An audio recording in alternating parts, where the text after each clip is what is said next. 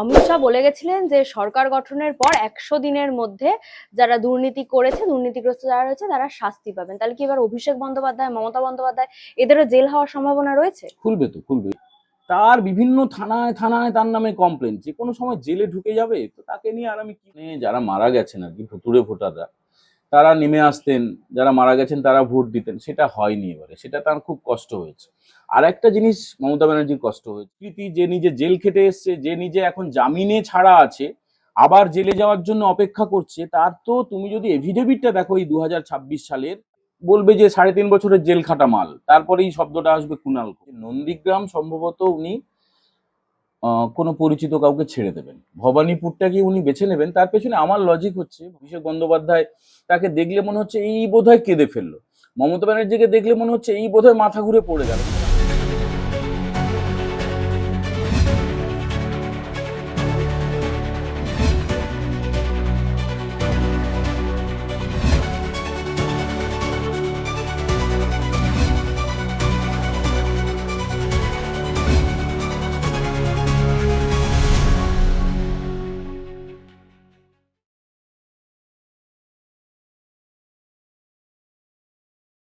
2026-এর বিধানসভা নির্বাচন শেষ, জনতা তার রায় দিয়ে দিয়েছে। 15 বছর ধরে শাসন করার পর একটা দল যে ট্রিপল ডিজিটে পৌঁছাতে পারেনি। আমার প্রশ্নটা এখানেই যে কি কি ফ্যাক্টর কাজ করলো এই তৃণমূলের পতনে? দেখো, 2011-য় যখন মমতা ব্যানার্জি ক্ষমতায় আসেন, তখন তো আমরাও কার্যত তার সমর্থক ছিলাম। অপশাসন ছিল 34 বছরের। রাইটার্স বিল্ডিং এ তিনি যেদিন শপথ নিয়েছিলেন, তখন আমরা আগে থেকেই পেশায় আছি, সাংবাদিকতার পেশায়, তো আমরাও খুশি হয়েছিলাম, আমরা সেই উদ্বেলিত ভিড় দেখেছিলাম। তার কয়েকদিনের মধ্যে যেটা হয়ে গেল, পার্ক স্ট্রিটে একটা অ্যাংলো ইন্ডিয়ান মহিলার উপরে অত্যাচার করা হলো, এবং সেখানে যে মূল অভিযুক্ত, সে তার সঙ্গে তৃণমূলের যোগ পাওয়া গেল। মমতা ব্যানার্জি বললেন যে সেটা ছোট ঘটনা, তারপরে হলো কামদুনি, তারপরে একে একে তো অগুন্তি ঘটনা, মানে বকটুই, হাঁসখালি, গোটা রাজ্য জুড়ে মহিলাদের উপরে অত্যাচার, এবং সেটাকে কভার আপ করার চেষ্টা। একদম শেষ যেটা মমতা ব্যানার্জি বললেন, যে দুর্গাপুর আইকিউ সিটিতে যে মেয়েটিকে, ছাত্রীটির উপর অত্যাচার করা হলো, তখন তিনি বললেন মেয়েরা যেন রাত্রে না বেরোয়। মাঝখানে অভয়াকাণ্ড হয়ে গেছে, সন্দেশখালী হয়ে গেছে, শামশেরগঞ্জ হয়ে গেছে, ধুলিয়ান হয়ে গেছে, ভাঙড় হয়ে গেছে, মহেশতলা হয়ে গেছে। এবারে সেই মাঝের ঘটনাগুলো কি হলো? মাঝের ঘটনাগুলো হচ্ছে তুলসী মঞ্চ লাথি মেরে ভেঙে দেওয়া, পরীক্ষা দিতে যাচ্ছে ছেলেমেয়েরা, সেখানে শাঁখা পলা সিঁদুর কোনো রকমের গয়না পরা যাবে না। তার মানে প্রথমে মেয়েদের উপর অত্যাচার হলো, তারপরে হলো ধর্মের উপরে অত্যাচার। মমতা ব্যানার্জি বললেন যে যেটা মহাকুম্ভ হয়েছিল গত বছরে প্রয়াগরাজে, গঙ্গা যমুনা সরস্বতীর সঙ্গমস্থলে পবিত্র গঙ্গা স্নান আমরা সেখানে গিয়ে করেছি, ত্রিবেণী সঙ্গমে। মমতা ব্যানার্জি বললেন যে ওটা মৃত্যু কুম্ভ। আর হিন্দু ধর্মকে গালি দিলেন গন্ধা ধর্ম হিসেবে। শুধু তাই নয়, দুর্গোৎসবের উদ্বোধন করতে যাচ্ছেন তিনি হিজাব পরে, ঘোমটা পরে। ফলে হিন্দুরা ভীষণভাবে আশাহত হলো, বেদনাহত হলো, তারা ভীষণভাবে দুঃখে যন্ত্রণায় কাতর হয়ে তারা একটা প্ল্যাটফর্ম খোঁজার চেষ্টা করলো, এবং তৃণমূল সেখানে তো পর্যুদস্ত হলোই, বেশ কিছু জেলায় তো মুছেই গেল। এবং দেখো, মাঝে অনেক ঘটনা, মানে কোনটা ছেড়ে কোনটা বলবো, চাকরি চুরি, মানে ধরো যোগ্য মেধাবী ছেলে মেয়েরা, মমতা ব্যানার্জি এবং তার ভ্রাতুষ্পুত্র অভিষেক বন্দ্যোপাধ্যায়, তারা জানেন না হতে পারে না, কারণ টাকার ভাগটা একদম ব্লক লেভেল থেকে কালীঘাট ক্যামাক্সিট পর্যন্ত গিয়েছে, সেটা প্রমাণও পাওয়া গেছে। পার্থ চট্টোপাধ্যায়ের, মানে মমতা ব্যানার্জির পরে তার ক্যাবিনেটে যে দ্বিতীয় স্থানে রয়েছেন, তার বান্ধবীর খাটের তলা থেকে 50 কোটি টাকা গয়না। তো এই যে চাকরি চুরি, অন্যদিকে আবার বালি খাদান চুরি, কয়লা চুরি, সোনা পাচার, নারী পাচার, শিশু পাচার, আবার তার পাশাপাশি হিন্দু ধর্মের বিরোধিতা, তার পাশাপাশি শত্রু দেশগুলোকে সমর্থন। পাকিস্তান থেকে উগ্রপন্থীরা বলছেন যে মমতা ব্যানার্জিকে তারা পছন্দ করেন। জামাত, মানে যারা বাংলাদেশে যারা মৌলবাদী, কট্টর মৌলবাদী, যারা নারী বিদ্বেষী, নারী স্বাধীনতার পরিপন্থী, তারা মমতা ব্যানার্জিকে পছন্দ করেন। ফলে সাধারণ মানুষের মধ্যে এত কষ্ট, দৈন্য, দুঃখ, যন্ত্রণা, সেটা টকবক করে ফুটছিল, কিন্তু বহিঃপ্রকাশটা হচ্ছিল না। তার কারণ কেউ কিছু বললেই তাকে গাঁজা কেস, তাকে অ্যাটেম্প টু মার্ডারের কেস, তাকে রাষ্ট্রদ্রোহিতার কেস, মানে পুলিশটাকে তিনি একদম সঙ্গে করে ঘুরতেন। তো ভোটের কিছুদিন আগে থেকে আমরা লক্ষ্য করলাম যে নিচু তলার যারা পুলিশ কর্মী, তারাও মমতা ব্যানার্জির অত্যাচারে পীড়িত, নিপীড়িত, শোষিত, বঞ্চিত, তারাও গেলেন ঘুরে। মমতা ব্যানার্জির কাছের অফিসাররাও ফোন তোলা বন্ধ করে দিলেন। আর তৃণমূলের একটা বড় অংশ, এমনকি আমি বলবো যে অন্যান্য দল, মানে সিপিআইএম বা কংগ্রেস বা যারা অন্যান্য দল, তারাও মনে করলো যে এইভাবে ভোট দিয়ে ভাগ করার কোনো মানে হয় না।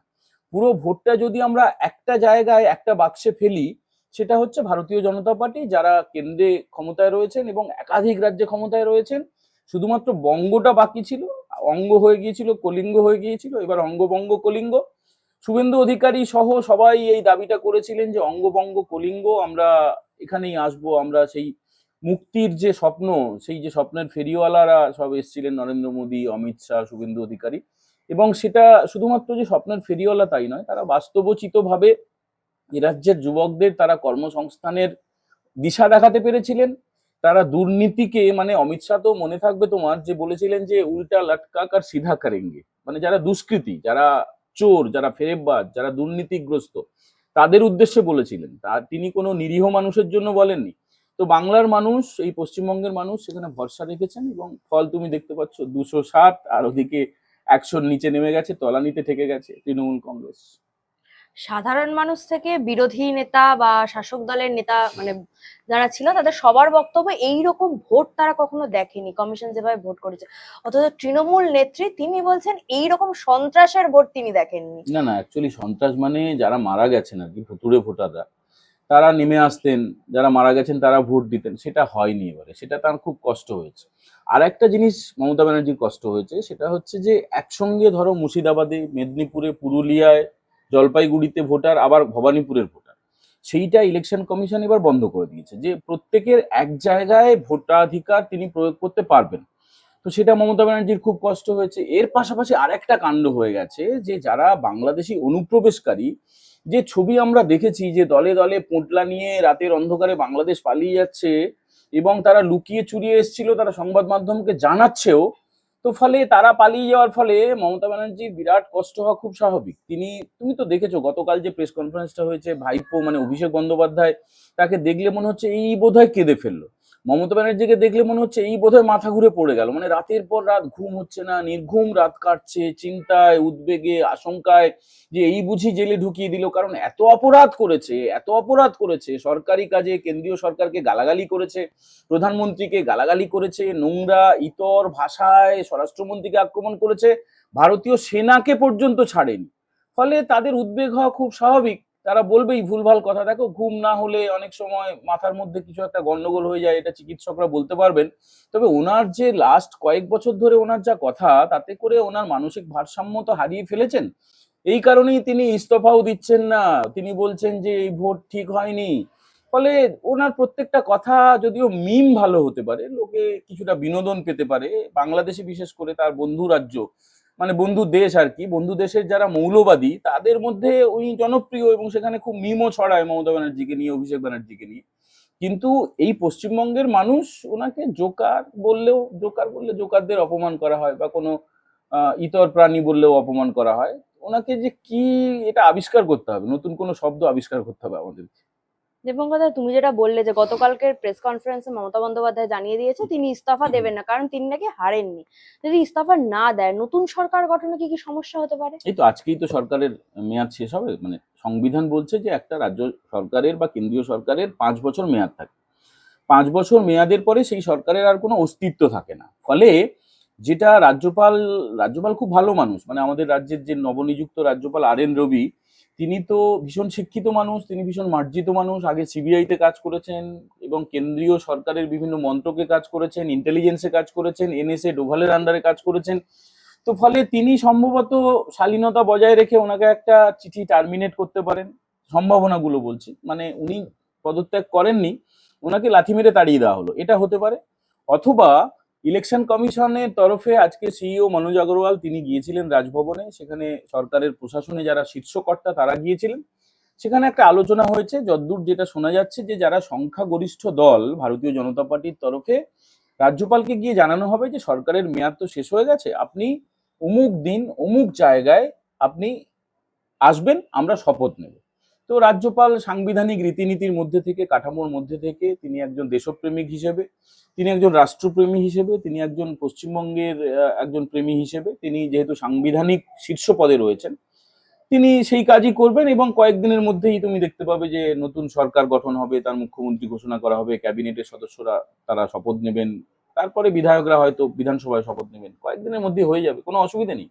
বার আমরা নিজেদের মধ্যে কথা বলেছি, কখনো কখনো ইঙ্গিতে বলেছি যে গত 1 বছর ধরে একজন মানুষ এত নিরলস পরিশ্রম করেছেন, এবং 2021 সালে যে 1956 ভোটে তিনি হারিয়েছিলেন মমতা ব্যানার্জিকে, সেই নন্দীগ্রামে তিনি লজ্জায়, সংকোচে, ভয়ে তিনি এতটাই আড়ষ্ট, এতটাই অপমানিত, এতটাই লজ্জিত যে তিনি নন্দীগ্রামে পা পর্যন্ত রাখতে পারেননি গত 1 বছরে। তো সেই মমতা ব্যানার্জিকে তিনি হারিয়েছেন ঠিক 5 বছর আগে, তারপরে বিরোধী দলনেতা হয়েছেন, এবং তিনি কিন্তু এটা পরিষ্কার করে বলে দিয়েছিলেন, দ্ব্যর্থহীন ভাষায় বলে দিয়েছিলেন যে আমি আবার মমতা ব্যানার্জিকে হারাবো, এবং তিনি ভবানীপুরে 15,000-এর বেশি ভোটে হারিয়েছেন। মমতা ব্যানার্জি তার নিজের বুথে হেরেছে, মানে নিজের ভোটটা কি নিজেকে দেয়নি, মাথা খারাপ হলে, পাগল হলে অনেক সময় অনেকে নিজেকেও নিজে ভোট দেয় না, তার বাড়ির লোকেরাও সম্ভবত ভোট দেয়নি। মানে ব্যানার্জি পরিবার যারা দখল করে আছে ওই কালীঘাট এলাকায় 38টা প্লট নিয়ে, যারা অন্য লোককে ভাগিয়ে দিয়েছে, জোর করে, জুলুমবাজি করে, ভয় দেখিয়ে, হুমকি দেখিয়ে দখল করে আছে, সেই পরিবারের লোকগুলো সম্ভবত মমতা ব্যানার্জিকে, যাকে আপু বলা হয়, খালা বলা হয়, বুবু বলা হয়, পিসি বলা হয়, কেউ কেউ দিদি বলেন, তো সেই মহিলাকে, সেই অপ্রকৃতিস্থ মহিলাকে সম্ভবত তার বাড়ির লোকও ভোট দেয়নি, এবং তার ফলে তিনি কি করবেন, আর তিনি হেরে গেছেন। এবারে তুমি যে প্রশ্নটা করছো যে সেই মমতা ব্যানার্জিকে যদি পরপর দুবার হারায়, এবং নন্দীগ্রামেও হারিয়েছেন শুভেন্দু অধিকারী, আর যে নিরলস পরিশ্রম, মানে কাকদ্বীপ থেকে কোচবিহার পর্যন্ত এমন কোনো জেলা নেই, এমন কোনো গ্রাম নেই, এমন কোনো শহর নেই যেখানে শুভেন্দু অধিকারী যাননি। এবং দেখো, আমরা বলি যে লিডার অফ দ্য লিডার্স, অনেক সময় বলি যে জননেতা, আবার অনেক সময় বলি স্টেটসম্যান। মানে নেতা অনেকেই হন, কিন্তু স্টেটসম্যান খুব কম দেখা যায়। শুভেন্দু অধিকারী হচ্ছেন একজন স্টেটসম্যান। স্টেটসম্যান মানে কি? স্টেটসম্যান মানে হচ্ছে, দেখো, লিডাররা ভাবে যে পরের ভোটটা কবে জিতবো, শুভেন্দু অধিকারী ভাবেন যে পরের প্রজন্ম কি করবে। একদম পরিষ্কার করে তিনি আজকেও পর্যন্ত দাঁড়িয়ে বলে দিয়েছেন যে দেখো, আমি মমতা ব্যানার্জির বিরুদ্ধে কিছু বলবো না। সাংবাদিকরা জিজ্ঞেস করেছিলেন নন্দীগ্রামে, তিনি বলেছেন যে ভবিষ্যৎ প্রজন্মের চাকরির ব্যবস্থা করতে হবে, আমাদের মহিলাদের নিরাপত্তার ব্যবস্থা করতে হবে। তো এটা তো একজন ভিশনারি, একজন স্টেটসম্যান ঠিক করেন। আর ভারতীয় জনতা পার্টির যারা শীর্ষ কর্তা, মানে নরেন্দ্র মোদী বা ধরো অমিত শাহ বা তাদের যে সংসদীয় কমিটি, সবাই জানে, ভূভারতের সবাই জানে, পশ্চিমবঙ্গের প্রত্যেকটা মানুষ আমরা অপেক্ষা করছি কখন শুভেন্দু অধিকারী মুখ্যমন্ত্রী হিসেবে শপথ নেবেন, আমরা শঙ্খধ্বনি করব, উলুধ্বনি করব, আমরা বাড়িতে পুজো দেবো, সবাই অপেক্ষায় আছে। শুভেন্দু অধিকারী এক এবং একমাত্র, এক এবং অদ্বিতীয় মানুষ যিনি মুখ্যমন্ত্রী হিসেবে পশ্চিমবঙ্গে মুখ্যমন্ত্রী হিসেবে শপথ নিতে চলেছেন। সংবিধানের নিয়ম অনুযায়ী তো একজন ব্যক্তি দুটো এলাকা থেকে বিধায়ক হতে পারেন, আর শুভেন্দু অধিকারীর ক্ষেত্রে যেটা হচ্ছে ভবানীপুর এবং নন্দীগ্রাম, দুটো কেন্দ্রে তিনি জয়ী হয়েছেন। আপনার কি মনে হয় কোন কেন্দ্রটা ছেড়ে দেওয়া বুদ্ধিমানের কাজ হবে এই মুহূর্তে? দেখো, শুভেন্দু অধিকারীকে তো উনি যখন কলেজ ছাত্র নেতা ছিলেন তখন থেকে আমরা ওনার মানে পরিচিত বা ফলোয়ার বলতে পারো, ওনাকে চিনি বলতে পারো। তো ওনার যা মনের, যদি আমরা কিছুটা স্পেকুলেট করি, উনি পরিষ্কার করে এখনো পর্যন্ত কিছু বলেননি, তো আমার একদম ব্যক্তিগত জায়গা থেকে মনে হয় যে নন্দীগ্রাম সম্ভবত উনি কোনো পরিচিত কাউকে ছেড়ে দেবেন, ভবানীপুরটাকে উনি বেছে নেবেন। তার পেছনে আমার লজিক হচ্ছে, ভবানীপুরে কারা থাকতেন? শ্যামাপ্রসাদ মুখোপাধ্যায়ের পৈতৃক আবাস। শ্যামাপ্রসাদ মুখোপাধ্যায় হচ্ছে বিজেপির, তিনি একজন প্রতিষ্ঠাতা সদস্য। তো শ্যামাপ্রসাদের এই বাংলায়, শ্যামাপ্রসাদের বাড়ির কাছাকাছি তিনি যে কেন্দ্রের ভোটার ছিলেন, তো সেই এলাকাটাই রাখা আমার মনে হয় ঠিকঠাক হবে, আমরা সেটা আশা করব। শুভেন্দুবাবু কি ভাবছেন সেটা আমরা তো জানি না, তিনি বলেন উনি। আমার যা মনে হয় যে নন্দীগ্রাম কাউকে ছেড়ে দিয়ে তিনি ভবানীপুরটাকেই রাখবেন, এবং ভবানীপুরেরই বিধায়ক হিসেবে তিনি আগামী 5 বছর ভবানীপুরে বেশি সময় দেবেন। তিনি গোটা রাজ্যেই সময় দেবেন, কিন্তু ভবানীপুরের বিধায়ক হিসেবেই তিনি তার পরিচয়টা রাখবেন, আমাদের যা প্রত্যাশা বা আমাদের যা স্পেকুলেশন আর কি, অনুমান। হেরে যাওয়ার পরই মমতা বন্দ্যোপাধ্যায় বলে দিয়েছে বিরোধী যে ঐক্য ইন্ডিয়া জোট সেটা মজবুত করার কথা শোনা যাচ্ছে মমতা বন্দ্যোপাধ্যায়ের মুখে। বিরোধী ঐক্য মানে, দেখো, আপ বলে একটা দল আছে, মানে অরবিন্দ কেজরিওয়ালের, তার দলের সব এমপিরা, রাজ্যসভার সদস্যরা সব ছেড়ে দিয়ে বিজেপিতে চলে এসেছে। আর রইল বাকি কারা? সিপিআইএম। সিপিআইএম এর তো অস্তিত্বের সংকটে ভুগছে, সাইনবোর্ডে হয়ে গেছে, যদিও এবারে শোনা যাচ্ছে একটা দুটো আসন পেয়েছে।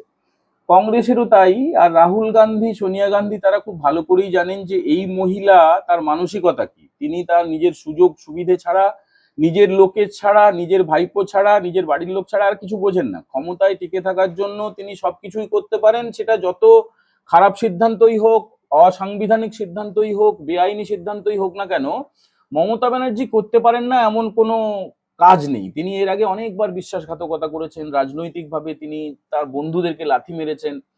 তো একে কেউ আর বিশ্বাস করে না। তুমি দেখো যে কিছুদিন পরে আর তৃণমূলের কোনো পতাকা, কোনো পার্টি অফিস, কোনো ব্যানার বা তৃণমূল দলটা আদৌ থাকবে কিনা আমার সন্দেহ আছে। সম্ভবত উনি যেটা বলেননি, ওনার নিরুচ্চারিত কথা, ওনার চোখের যে ভয়, সেটা দেখে আমাদের মনে হয়েছে, ওর ভাইপোর যে কান্না কান্না মুখ দেখে আমাদের মনে হয়েছে যে ওরা হয়তো আবার কংগ্রেসে না মার্চ করে যায়। মানে এটা টু আর্লি টু সে, এখন দেখা যাক তৃণমূলের ব্যাপার। কিন্তু হয়তো যেহেতু কংগ্রেসের উদর থেকেই তৃণমূলের জন্ম হয়েছিল, আবার তৃণমূল হয়তো কংগ্রেসের সঙ্গে মার্জ হয়ে যেতে পারে। ইতিহাসে অনেক ঘটনা আছে, অনেক উদাহরণ রয়েছে। ফলে মমতা ব্যানার্জি সম্ভবত অস্তিত্ব টিকিয়ে রাখার জন্য, তাকে বা তার পরিবারকে তাদের পেটে ভাত দেওয়ার জন্য, তাদের রুটি রুজি বাঁচিয়ে রাখার জন্য সম্ভবত আবার কংগ্রেসের সঙ্গে মার্জ না হয়ে যাবে। দীপঙ্কর, 2011 সরকার বদল যখন হয়েছিল তখন দেখা গেছিল কেন্দ্রীয় বাহিনীকে রাইটার্স পাহারা দিতে হয়নি, কিন্তু 2026-এ কেন্দ্রীয় বাহিনীকে নবান্ন পাহারা দেওয়ার জন্য যাতে ফাইল না না, বেরিয়ে অনেকগুলো যায়। কারণ রয়েছে, অনেকগুলো কারণ রয়েছে। মানে মমতা ব্যানার্জির একদম পদলেহনকারী, যেটা শুনতে খারাপ লাগলেও চটি চাটা কিছু অফিসার আছেন, বুঝলে তো। মানে ধরো, একদম নাম করতে চাই না, যারা প্রাক্তন আইএএস অফিসার, যারা একসময় চিফ সেক্রেটারি ছিলেন বা বিভিন্ন সচিব পদে ছিলেন, তো তারা মুখ্য সচিবও ছিলেন। তো তাদেরকে মমতা ব্যানার্জি তার নিজের কাজে লাগানোর জন্য পরামর্শদাতা বা ওএসডি এই ধরনের বিভিন্ন রকমের ঢপের সব পোস্ট তৈরি করে তাদেরকে রেখেছেন। এবং মমতা ব্যানার্জির কুকীর্তিগুলো তো ফাইলবন্দি হয়ে আছে। এবার সেই ফাইল সম্ভবত কিছু সরানো হয়ে গেছে, আর বাকি যেটুকু আছে সেটা যাতে না সরাতে পারে, সেই কারণেই কিন্তু এখনকার যিনি মুখ্য সচিব, তিনি একদম যথারীতি বিজ্ঞপ্তি জারি করে প্রত্যেকের তল্লাশি, মানে এই মুহূর্তে নবান্নে প্রবেশ এবং প্রস্থানে প্রত্যেকের তল্লাশি করা হচ্ছে। পাশাপাশি যেটা বলা হয়েছে যে যারা অবসরপ্রাপ্ত যারা অফিসার, যারা মমতা ব্যানার্জির পদলেহনকারী, তারা যেন না আসেন, পরবর্তী নির্দেশ পর্যন্ত তারা যেন না আসেন। সম্ভবত তাদেরকে টার্মিনেটই করা হলো, একটু ভদ্রভাবে ঘুরিয়ে থাপ্পড় মারা হলো, মমতাকেই মারা হলো। তো আশঙ্কা তো আছে, কিছু করার নেই। মানে বলে না যে যেমন শিল তার তেমন নোড়া দরকার হয়, মানে বুনো ওলের একটা বাঘা তেঁতুল দরকার হয়, না হলে তো গালে কুটকুট করবে।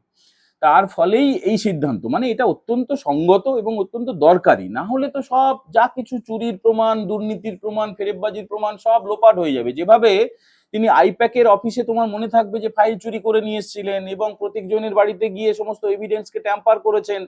চোর ডাকাত ছেঁচড়া একটা মুখ্যমন্ত্রী গোটা দেশে আমাদের কাছে একদম মুখে চুনকালি মাখিয়ে দিয়েছে। তো সেইটা যাতে একদম সুরক্ষিত থাকে, তার চুরির প্রমাণগুলো যাতে থাকে, এবং তাকে এবং তার কোম্পানির অন্যান্য সদস্যকে, মানে চাকরগুলোকে আর কি, তৃণমূল এবং তৃণমূলের চাকরগুলোকে যাতে তিহার জেল পর্যন্ত পাঠানো যায়, সেই প্রমাণ রাখার জন্যই কিন্তু এগুলো দরকার। কেন্দ্রীয় বাহিনীর প্রহরা দরকার, প্রত্যেকটা ফাইল সুরক্ষিত থাকা দরকার, এবং প্রত্যেকটা এভিডেন্স যাতে কোনো কেউ ট্যাম্পার না করতে পারে। ধরো ফাইল না নিয়ে এলেও ওরা করবে কি, ওখানে হয়তো জ্বালিয়ে দিল, পুড়িয়ে দিল, ওখানে জলে ডুবিয়ে দিল, ছিঁড়ে ফেলে দিল, সেগুলো যাতে না হয় তার জন্যই কেন্দ্রীয় বাহিনী দরকার। ভীষণ ভালো সিদ্ধান্ত। অন্যদিকে দেখা যাচ্ছে বিজেপি বলেছিল তারা যখন সরকার গঠন করবে কোনো রকম পোস্টপল ভায়োলেন্স তারা সহ্য করবে না, কিন্তু পোস্টপল ভায়োলেন্স হচ্ছে, সংখ্যায় কম হলেও সেটা হচ্ছে। বিজেপি কি এর জন্য কোনো পদক্ষেপ নেবে? দেখো রুমিলি, পোস্টপোল ভায়োলেন্স কারা করছে আমি তোমাকে বলি, শোনো। এটা হচ্ছে ফলপ্রকাশ 4 তারিখে, যখন দুপুর 12টা 1টার পরে পরিষ্কার হয়ে গেল যে ম্যান্ডেট কোন দিকে যাচ্ছে। যারা তৃণমূলের তোলাবাজ, যারা ছ্যাঁচড়া, মানে লুচ্চা লাফাঙ্গা লালচুল কানে দুল, যারা ভাইপো বাহিনী, তাদের একটা বড় অংশ হঠাৎ করে রং মেখে, গেরুয়া আবির মেখে, তারা ওই লাড্ডু খেতে খেতে তারা বিজেপির পতাকা নিয়ে তারা হয়ে গেল বিজেপি। তারাই করছে এগুলো। তারা যে এই যে ভাঙচুর হচ্ছে বা মারধর হচ্ছে, ওই যে ওগুলো সব তৃণমূলেরই লোক। মানে তৃণমূলে জায়গাটা ঠিক মতো পায়নি, কোনো একটা রাগ রয়েছে, অবসাদ রয়েছে, দুঃখ রয়েছে, অভিমান রয়েছে, ক্রোধ রয়েছে। এই সব কারণের জন্যই তারা এই যে বিভিন্ন পার্টি অফিসকে ভাঙছে। যদিও পার্টি অফিসগুলো সবই বেআইনি, পিডব্লিউডির জায়গা দখল করা বা কারো ব্যক্তিগত জায়গা জোর করে ধমকে চমকে রিভলভার ঠেকিয়ে মেরে ফেলবো, ধর্ষণ করে দেবো, এইসব ভয় টয় দেখিয়ে ওই জায়গাগুলো দখল করা। তো সেই জায়গায় যে পার্টি অফিসগুলো বিলাসবহুল, একদম 3 স্টার 4 স্টার 5 স্টার হোটেলের মতো, একদম ঢুকলে ঠান্ডা হাওয়া, সেখানে কুলার রয়েছে, টেলিফোন রয়েছে, বড় এলইডি টিভি রয়েছে, সোফা রয়েছে, মানে সেগুলো পার্টি অফিস নাকি কোনো হোটেল নাকি কোনো রিসর্ট সেটা বোঝা মুশকিল। হঠাৎ করে কেউ ছবি তুলে বলতেই পারে যে আমি কোনো রিসর্টে এসেছি। প্রত্যেকটা পার্টি অফিস গত 15 বছর ধরে যেভাবে বিলাসবহুল ভাবে বেড়ে উঠেছে, সেখানে সম্ভবত ওই এসির মধ্যে গরমে কাউকে হয়তো ঢুকতে দেওয়া হয়নি, সেও হয়তো তৃণমূলেরই লোক। তো তার সেই রাগটা রয়েছে। এবারে যে পার্টি অফিস ভাঙছে বা পার্টি অফিসের যে পাহারা দেওয়ার কাজে ছিল যে বড় তোলাবাজ বা যে চাকরি চুরি করেছে, তাদের উপরে তো রাগটা আছে। দিনের পর দিন বাড়িতে একটা প্রাচীরে প্লাস্টার করতে হলে পর্যন্ত টাকা দিতে হয়েছে এই রাজ্যের মানুষকে, তো রাগ থাকবে না? সম্ভবত যেটা হচ্ছে এটা রাগের একটা বহিঃপ্রকাশ, এবং যারা করছে তাদের সিংহভাগ যে তৃণমূলের লোক, এটা নিয়ে আমার অন্তত কোনো সন্দেহ নেই। অমিত শাহ বলে গেছিলেন যে সরকার গঠনের পর 100 দিনের মধ্যে যারা দুর্নীতি করেছে, দুর্নীতিগ্রস্ত যারা রয়েছে তারা শাস্তি পাবেন। তাহলে কি এবার অভিষেক বন্দ্যোপাধ্যায়, মমতা বন্দ্যোপাধ্যায় এদেরও জেল হওয়ার সম্ভাবনা রয়েছে? খুলবে তো, খুলবে। দেখো তুমি, এই যে সুজিত বোস, রথীন বোস, তাদেরকে তো আবার ডেকে পাঠানো হয়েছে। তারপরে পুলিশের একটা শান্তনু সিনহা বিশ্বাস, তার খোঁজ চলছে, তার লুকআউট নোটিশ জারি হয়ে গেছে। মানে একাধিক, যেগুলো শুধুমাত্র যে তৃণমূলের লোক তা না, তৃণমূলের যারা হয়ে দুর্নীতিটা করতো, দুর্নীতিতে মদত দিত, নিজেরা চুরি করত, সেই টাকার ভাগটা পৌঁছে দিত, প্রত্যেকটা ফাইল খুলবেই খুলবে। এটা অমিত শাহ বলেছেন, এটা প্রধানমন্ত্রী নরেন্দ্র মোদী বলেছেন, যে শুধুমাত্র যে সবকা সাথ সবকা বিকাশ নয়, সবকা হিসাব হোগা, যেটা বারবার তিনি বলে গেছেন। আর অমিত শাহ তো পরিষ্কার করে বলে গেছেন যে এই যে দুর্নীতিবাজরা, তোলাবাজরা, খুনেরা, এই যে ভাড়াটে গুন্ডারা যারা এতদিন ধরে তাণ্ডব চালিয়েছে আমাদের পরিবারের ওপরে, আমাদের মায়েদের, বোনেদের ওপরে, দিদিদের ওপরে, আমাদের ভাইদের ওপরে, তাদের কেউ কাউকে ছাড়া হবে না। প্রত্যেকটা ফাইল খুলবে, এবং একদম আইনের মধ্যে থেকে, কোনো রকমের কোনো অসাংবিধানিক বা বেআইনি ভাবে না, কিন্তু প্রত্যেককে আইনের মধ্যে থেকে, আইনের কাঠামোর মধ্যে থেকে তাদেরকে অবশ্যই সাইজ করা হবে। যেটা শুভেন্দু বাবুও বলেন, সাইজ তো হতেই হবে। আরে শেষ প্রশ্ন করবো একটু অন্য প্রসঙ্গে। কুণাল ঘোষ বেলেঘাটার প্রার্থী আপনাকে নিয়ে এটা পোস্ট করেছে, ব্যক্তিগত আক্রমণ করছে, মানে এই আক্রমণটা কিসের না, জন্য? কুণাল ঘোষ প্রথম না। কুণাল ঘোষ আমাকে নিয়ে আগেও লিখেছে যে আমি ওর পায়ে ধরতে গেছিলাম। অ্যাকচুয়ালি দেখো, ব্যাপারটা হচ্ছে রুমেলি, সেটা হচ্ছে যে আমি যখন বিশ্ববিদ্যালয় থেকে স্নাতকোত্তর করলাম, মানে সাংবাদিকতা এমএ পাস করলাম, তারপরে ফ্রিল্যান্স করছিলাম। খবরের কাগজে একটা কোনো একটা কাগজে বিজ্ঞাপন প্রকাশ হয়েছিল, সেই বিজ্ঞাপনের পরিপ্রেক্ষিতে আমি ওখানে আবেদন করি, তারপরে পরীক্ষা হয়, ভাইভা হয়, তারপরে চাকরি পাই। তো তার আগে পর্যন্ত আমি কুণাল ঘোষকে চিনতাম না, এটা বাম আমলের কথা বলছি। কুণাল ঘোষের নামই জানতাম না, এবং আমি সংবাদ প্রতিদিন বলে একটি কাগজে চাকরি পাই, সেখানে অ্যাসোসিয়েট এডিটর ছিলেন এই কুণাল ঘোষ। তারপরে দিন যেতে থাকলো, বিভিন্ন রকমের অপকীর্তি, এগুলো আমরা দেখেছি। এবং তারপরে সবচেয়ে বড় অপকীর্তি হচ্ছে, ওই অফিসে যেত সারদা কর্তা সুদীপ্ত সেন, দিনে রাতে সকালে, মানে আমাদের তো অনেক রকমের ডিউটি থাকতো, কখনো মর্নিং থাকতো, কখনো ডে থাকতো, কখনো নাইট থাকতো। তো প্রত্যেকটা ফেজেই আমি দেখেছি যে এই যে চিটফান্ডের সবচেয়ে বড় দুষ্কৃতী, যে জেলবন্দি ছিল বহুদিন, যাকে কাশ্মীর থেকে ধরে আনা হয়েছিল, লক্ষ লক্ষ মানুষের চোখের জলের কারণ, তাদের রক্ত শুষে খেয়েছে। তো সেই সুদীপ্ত সেনের সঙ্গে কুণাল ঘোষের বিরাট বন্ধুত্ব। ও বাবা, তারপরে দেখি যে তারপরে সরকার ক্ষমতা এলো 2011 সালে। সারদার যতগুলো কাগজ ছিল, যতগুলো চ্যানেল ছিল, তার সিইও করে দেওয়া হলো এই কুণাল ঘোষকে। সম্ভবত 16 লাখ বা 24 লাখ এরকম তার মাইনে তৎকালীন, মানে আজকের দিনে বিরাট অঙ্কের আর কি, আরো বেশি আমার ঠিক মনে পড়ছে না, তবে এরকম 24 লাখ, 48 লাখ, কিছু একটা বড় বড় অঙ্কের। ভারতবর্ষে সেই সময় কোনো সাংবাদিক অত টাকা মাইনে পেতেন না। আর এই কুণাল ঘোষের যোগ্যতা হচ্ছে মাধ্যমিক পাস, একদম মাধ্যমিক পাস। তিনি 2012 সালে তাকে যখন তৃণমূল সাংসদ করলো রাজ্যসভা, তিনি হলফনামায় বলেছেন যে আমি মাধ্যমিক পাস। যদিও তিনি জালিয়াতি করেছেন এই এই 26-এর ভোটে, 2026-এ তিনি বেলেঘাটার প্রার্থী ছিলেন এবং জিতেছেন বলে আহ, জানা যাচ্ছে। এখনো পর্যন্ত বিধায়ক হননি, শপথ নেওয়ার পরে বিধায়ক হবেন। তো তার আমার উপরে রাগ একার না, মানে প্রচুর মানুষের, প্রচুর মহিলার, প্রচুর শিশুদের, তাদের উপরে অত্যাচার করেছে। এবং কুণাল ঘোষ এখনো পর্যন্ত পুলিশের এসকর্ট পাচ্ছে।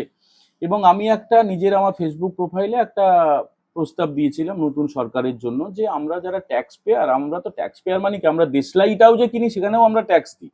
সাবান শ্যাম্পু থেকে সবকিছুতে আমরা যে করটা দিই, সেই করের টাকাটা তো একটা ভাড়ারে জমা হয়, এবং সেই টাকাটা থেকে পুলিশকে বেতন দেওয়া হয়। তো সেই পুলিশকে, রাজ্যের পুলিশকে, এই কুণাল ঘোষের মতো লোকেদের, তৃণমূলের যারা অভিযুক্ত, জেল খেটে এসছে, 3.5 বছরের জেল খাটা মাল বলে বলা হয়, অনেকে বলেন নর্দমার কীট। তো এই সমস্ত লোককে কেন সিকিউরিটি দেওয়া হবে? এই ধরনের লোককে সিকিউরিটি দেওয়া বন্ধ করা হোক, এবং মমতা ব্যানার্জির জন্য, অভিষেক ব্যানার্জির জন্য দুটো করে কনস্টেবল দেওয়া হোক। তো সেই প্রস্তাবটা দেওয়ার পরেই পুরনো কোনো এক সময়, দেখো আমরা তো পরিবার নিয়ে থাকি, আমাদের মা, ভাই, বোন, আমাদের সন্তান, স্ত্রী সবাই আছে। তো কুণাল ঘোষ এক সময় এত টর্চার করেছিল, আমি সংবাদ প্রতিদিন ছেড়ে দিয়েছিলাম, তারপরে কিছু টিভি চ্যানেল, তারপরে বর্তমানে গেলাম, সেখানেও কুণাল ঘোষ কাঠি করলো, নোংরামি করলো আর কি। তারপরে চাকরি চলে যাওয়ার পরে আমাদের তো পরিবারের মুখে অন্ন সংস্থান করতে হবে, পেটে ভাত তুলে দিতে হবে। তখন আমি কুণাল ঘোষকে মেসেজ করেছিলাম যে যদি সম্ভব হয় প্রতিদিনে, তো আমি একসময় চাকরি করতাম, মানে ওখানে 14 বছর ছিলাম, তারপরে আরো বহুদিন বহু বছর বিভিন্ন জায়গায় কাজ করেছি, এখনো পর্যন্ত আমার অ্যাক্রিডিটেশন কার্ড আছে গভর্নমেন্ট অফ ওয়েস্ট বেঙ্গলের। তো আমি বলেছিলাম যে আমার অ্যাক্রিডিটেশন আছে, আমাকে যদি কাজে লাগাতে পারো দেখো। তুমি করেই বলি কুণাল ঘোষকে। তো সেই যে স্ক্রিনশট, সেখানে চাকরি হয়নি, কিন্তু এই রকম যে অনুরোধ বা আর্জি, সেটা আমরা যারা চাকরি চাই তারা একসঙ্গে ওরকম বাল্ক এসএমএস করি, মানে যত যত মিডিয়া আছে তার মাথাদেরকে আমরা করি। কুণাল ঘোষকেও করেছিলাম। কুণাল ঘোষ সেটা গুছিয়ে রেখেছিল, সেটা বেশ কয়েক বছর আগের কথা বলছি। তো সেইটা গুছিয়ে দেখলাম গতকাল রাতে ও, কুণাল ঘোষ আমার ফ্রেন্ড লিস্টে নেই, কিন্তু আমার একজন বন্ধু আমাকে লিঙ্কটা পাঠালো যে কুণাল ঘোষ তোমার নামে এরকম লিখেছে। তো এদেরকে আসলে কি বলতো, মানে আমরা বলতে হবে না, যে কোনো জেলায়, যে কোনো মহল্লায়, যে কোনো পাড়ায়, গ্রামে, শহরে এ বলবে যে 3.5 বছরের জেল খাটা মাল, তারপরেই শব্দটা আসবে কুণাল ঘোষ। হ্যাঁ, এই ধরনের সমস্ত শব্দ এই সব লোকের জন্য যথার্থ, এবং এদের জন্য করুণা হওয়া ছাড়া কিছু নেই। যে কেউ যদি কারোর জন্য চাকরি চায় এবং তারপরে মানে মানে বলে না যে বিলো দা বেল্ট হিট করা, মানে সম্পূর্ণ অনৈতিকভাবে, অকারণে, যে নিজে ক্রিমিনাল, যে নিজে দুষ্কৃতী, যে নিজে জেল খেটে এসছে, যে নিজে এখন জামিনে ছাড়া আছে, আবার জেলে যাওয়ার জন্য অপেক্ষা করছে, তার তো তুমি যদি এভিডেভিটটা দেখো এই 2026 সালের, তার অপরাধের শেষ নেই। মানে শুধুমাত্র পশ্চিমবঙ্গ না, ভারতের বিভিন্ন রাজ্যে তার বিভিন্ন থানায় থানায় তার নামে কমপ্লেন, যে কোনো সময় জেলে ঢুকে যাবে। তো তাকে নিয়ে আর আমি কি বলবো, কুণাল ঘোষ জেলে যাক আর বাইরে থাক, মানে আমাদের তো কিছু যায় আসে না। এই ধরনের অত্যাচারী বা এই ধরনের বর্বর নোংরা লোক সভ্য সমাজে থাকাও ঠিক না। জেলখানা ঠিক আছে, জেলখানার গড়াদের মধ্যে থাক কিছুদিন, যদি আবার সংশোধন হওয়ার একটা সুযোগ পাবে। 3.5 বছর জেল কেটে সংশোধিত হয়নি, আবার একবার সংশোধনের সুযোগ দেওয়া হোক। নতুন সরকারের কাছে আমরা আর্জি জানাবো যে কুণাল ঘোষের এই অপরাধগুলোকে নিয়ে আরেকবার একটু ট্রায়ালটা তাড়াতাড়ি হোক। সারা জীবন ধরে ট্রায়াল চলতে পারে না। যে অপরাধগুলো এই কুণাল ঘোষের মতো লোকেরা করেছে, তৃণমূলের মতো তৃণমূলের দুষ্কৃতীরা করেছে, তুমি যে ফাইল খোলার কথা বললে, তার মধ্যে অন্যতম বড় যে চাকর মমতা ব্যানার্জি, অভিষেক ব্যানার্জির চাকর কুণাল ঘোষ, অনেকগুলো চাকর আছে, এই চাকরটির ফাইল আগে খোলা হোক। আমার একদম স্বনির্বন্ধ অনুরোধ থাকবে নতুন সরকারের কাছে। অসংখ্য ধন্যবাদ।